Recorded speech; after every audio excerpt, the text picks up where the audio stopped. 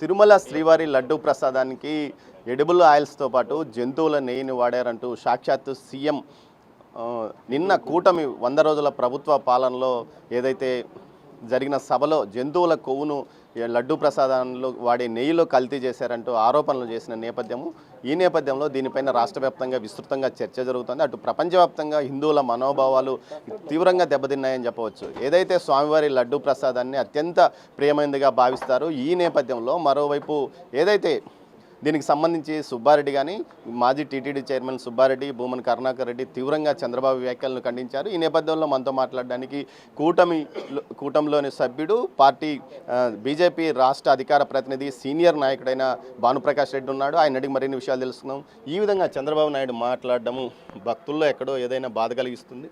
మరోవైపు ఇది జరిగిందంటారా? బాధ ఎందుకండి?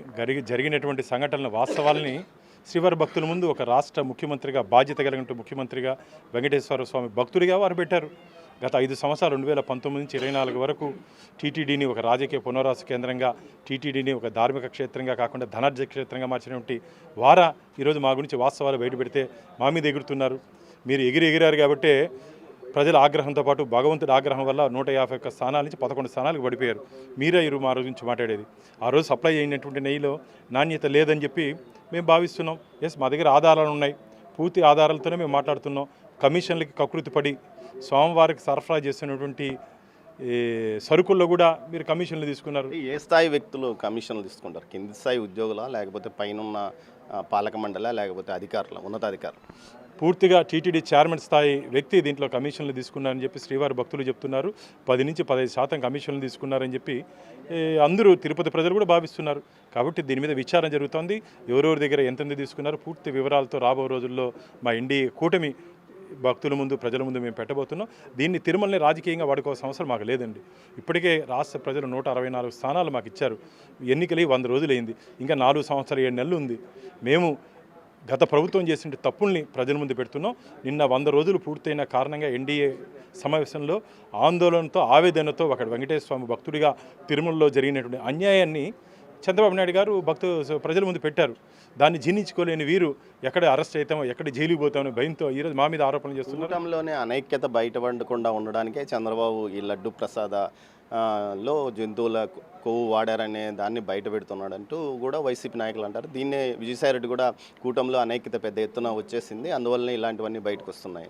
మేము ఫెవికాల్ బాండ్ మార్గం మేము బాగా 3 పార్టీలు, టీడీపీ, జనసేన, బీజేపీ, మేము అందరూ ఐకమత్యంగా అన్నీ కలిసి నిర్ణయాలు తీసుకుంటున్నాం. రాష్ట్ర ప్రజల కోసం, రాష్ట్ర ప్రజల ఇష్టాలు కష్టాలు తెలుసుకొని మేము ముందుకు పోతున్నాం. మా కలయిక వారికి కష్టంగా మారింది కాబట్టి మా మీద ఏదో మా కలయికలో ఏదో లోపం ఉందని చెప్పి వారు ఒక అసత్య ప్రచారం చేస్తున్నారు. మేమందరం అన్నదమ్ముల మారగా కలిసి మేము ముందుకు పోతున్నాం. రాబో రోజుల్లో ఇప్పటికే కాదు, మళ్ళీ కూడా ఆంధ్రప్రదేశ్ ప్రజలు మా కూటమినే ఎన్నుకునే దిశగా మా పరిపాలన ఉంటుంది.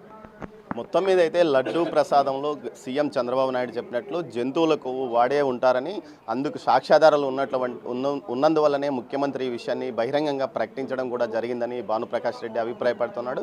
ఇది మాత్రం జరిగి ఉంటే ఖచ్చితంగా హిందువుల మనోభావాలను తీవ్ర స్థాయిలో దెబ్బతీసినట్లేనని ప్రజలు, భక్తులు ఆగ్రహం వ్యక్తం చేస్తున్న పరిస్థితి.